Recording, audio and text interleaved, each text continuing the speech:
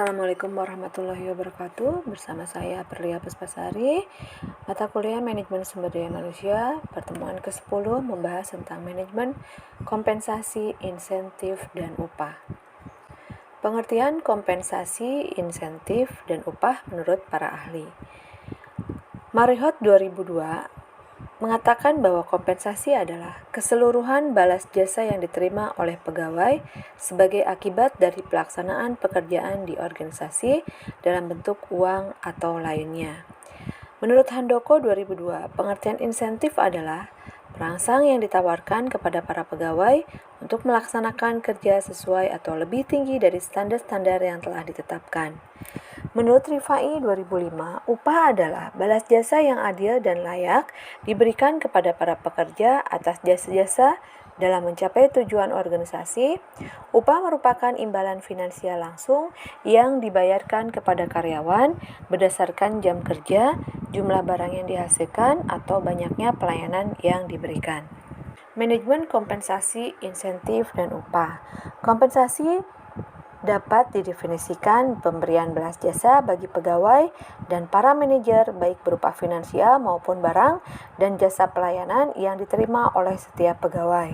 Pemberian insentif memiliki pengertian terbatas karena tidak mencakup banyak jenis faktor yang ditawarkan kepada pegawai sebagai motivasi dalam melaksanakan pekerjaan yang sesuai atau lebih dari standar kerja. Sedangkan upah adalah imbalan yang diberikan perusahaan kepada pegawai atas pekerjaan dan jasa yang telah dilakukan atau yang akan dilakukan pada kegiatan usaha yang dinilai dalam bentuk uang berdasarkan peraturan perundangan yang berlaku. Kompensasi dalam perusahaan. Upah atau gaji merupakan bentuk kompensasi wajib yang ketentuannya diatur dalam Undang-Undang Ketenagakerjaan maupun peraturan pemerintah pengupahan. Upah boleh diberikan bersama tunjangan atau hanya upah pokok saja. Tunjangan karyawan merupakan bentuk kompensasi yang sering menjadi daya tarik perusahaan. Oleh sebab itu, perusahaan yang menawarkan berbagai jenis tunjangan umumnya menjadi incaran para pencari kerja. Insentif juga dapat diberikan kepada karyawan perorangan atau divisi yang berhasil memenuhi target kerja bulanan. Misalnya, sales yang berhasil melakukan penjualan melebihi target akan mendapatkan bonus.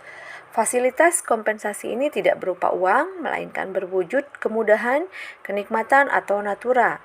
Contoh dari kompensasi ini adalah fasilitas mobil perusahaan, parkir khusus keanggotaan gym, tiket liburan, voucher, potongan harga produk atau layanan dari perusahaan lain dalam satu grup usaha atau korporasi. Jenis insentif berdasarkan bentuknya ada insentif material, ada insentif non-material. Insentif non-material adalah insentif yang diberikan dalam bentuk komisi, bonus, pembagian laba, kompensasi yang ditangguhkan, dan jaminan hari tua.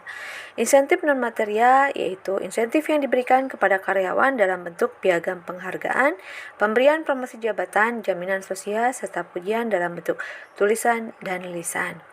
Jenis insentif berdasarkan penerimaannya ada individual insentif, ada grup insentif, dan plan-wide insentif.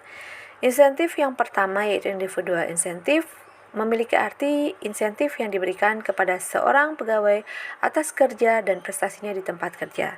Yang kedua, grup insentif berupa pemberian kepada pegawai sesuai dengan standar dari masing-masing grup atau kelompok. Yang ketiga, plan-wide insentif. Pemberian insentif kepada semua pegawai perusahaan sesuai dengan kriteria pembayaran yang telah ditentukan perusahaan. Adapun bentuk-bentuk insentif terdiri dari insentif dalam bentuk uang, insentif berbentuk lingkungan kerja yang baik, dan insentif dalam bentuk partisipasi. Contoh insentif dalam perusahaan.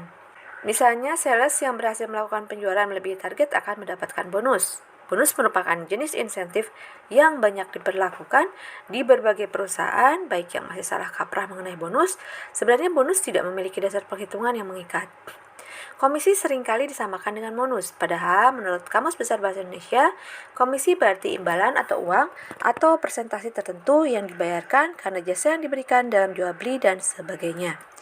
Macam-macam upah terdiri dari upah minimum, 1, 2 upah kerja lembur, 3 upah tidak masuk kerja karena berhalangan, dan 4 upah tidak masuk kerja karena melakukan kegiatan lain di luar pekerjaan.